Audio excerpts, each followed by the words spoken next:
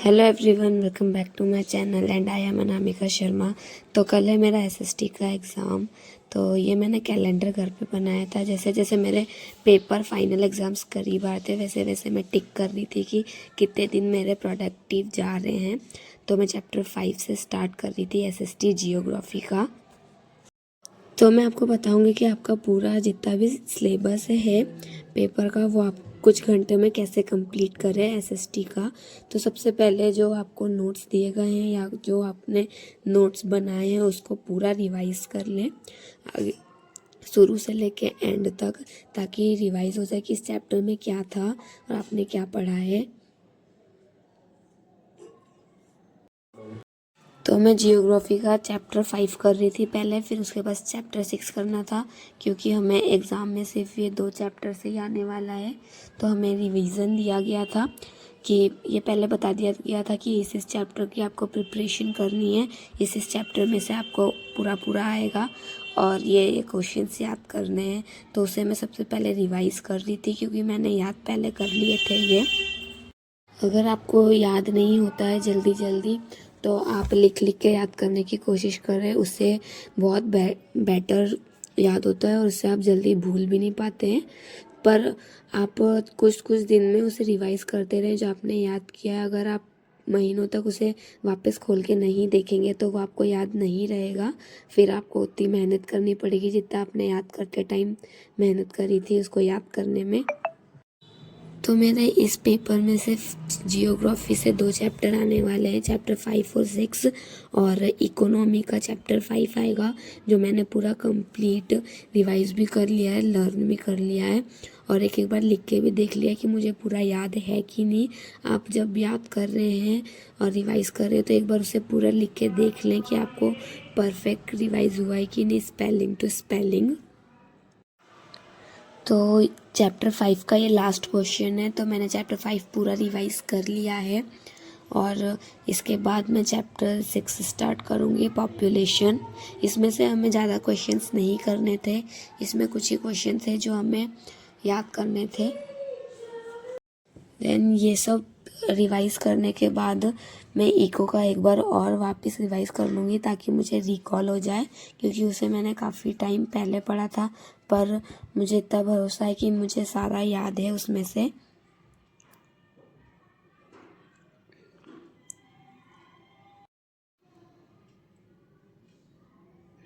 तो हमारा चैप्टर 6 भी कंप्लीट होने वाला है।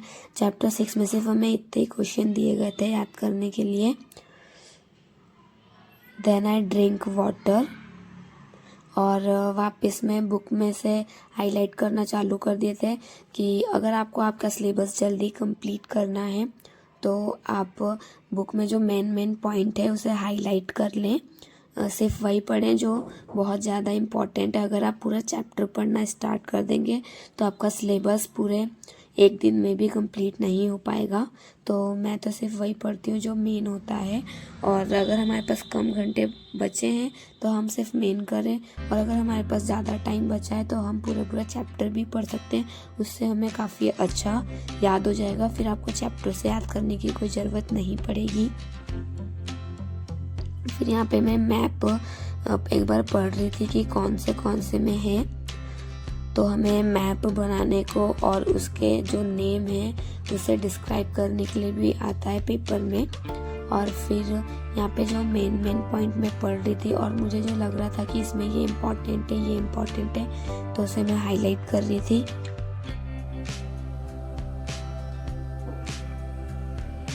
तो जो चैप्टर 5 है वो पूरा प्लांट्स के बारे में है, फ्लोरा, फौना, बायोडाइवर्सिटी और ecosystem, land distribution, deciduous forest, mountain forest, ये सब के बारे में बताया गया है, जिससे जो हमारा जानना बहुत ज़रूरी भी होता है कि हमारे प्लांट्स कैसे ग्रो होते हैं, उन्हें किस तरह से उगाया जाता है। तो ये एसएसटी का मेरा लास्ट पेपर है, फिर मेरे ये वाले पेपर ख़त्म हो जाएंगे और हम करेंगे फाइनल एग्ज़ाम की तैयारी। तो जो आप बुक में ये ब्लू बॉक्स दिए रहते हैं ना, इसे ज़रूर पढ़िए, क्योंकि इसमें जो मेडिसिन्स के बारे में दिया गया है कि कौन से प्लांट से हमें कौन सी मेडिसिन्स हम घर पे ही बना सकते हैं। तो ये मेरे को ये बुक में बहुत अच्छी चीज़ लगी, जिससे हमें काफ़ी अच्छी जानकारी मिलती है। तो ये सभी बुक में रहता है। और फिर यहाँ से मैं एक और मैप पढ़ रही थी, जिसमें हमें सिम्बॉल्स दिए रहते हैं कि इस सिम्बॉल पे ये दिया है, इस सिम्बॉल पे ये दिया है। और फिर मेरा चैप्टर 5 कंप्लीट होने के बाद मैंने चैप्टर 6 स्टार्ट कर दिया था। और इसमें भी सिर्फ मैं मेन पॉइंट्स पढ़ रही थी, क्योंकि हमें कुछ ही घंटे में अपना पूरा सिलेबस कंप्लीट करना था। और इसमें परसेंटेज देखना था कि सबसे कम परसेंटेज वाला जो कंट्री है वो कौन सी है।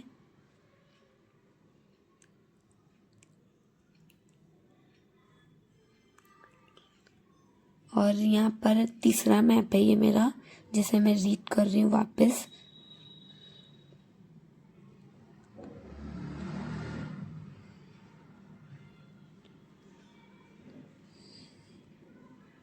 देन यहाँ पे मेरा चैप्टर 6 भी कंप्लीट हो गया। फिर एक्सरसाइज के क्वेश्चंस बचे जो पहले रिवाइज कर लिए। और जो लास्ट में ये प्रिंटिंग दी रहती है, इसमें काफ़ी अच्छी डेफिनेशन मिल जाती है आपको बर्थ रेट और डेथ रेट, माइग्रेशन और एज स्ट्रक्चर की। और अगर वीडियो पसंद आए तो आप लाइक, शेयर और सब्सक्राइब ज़रूर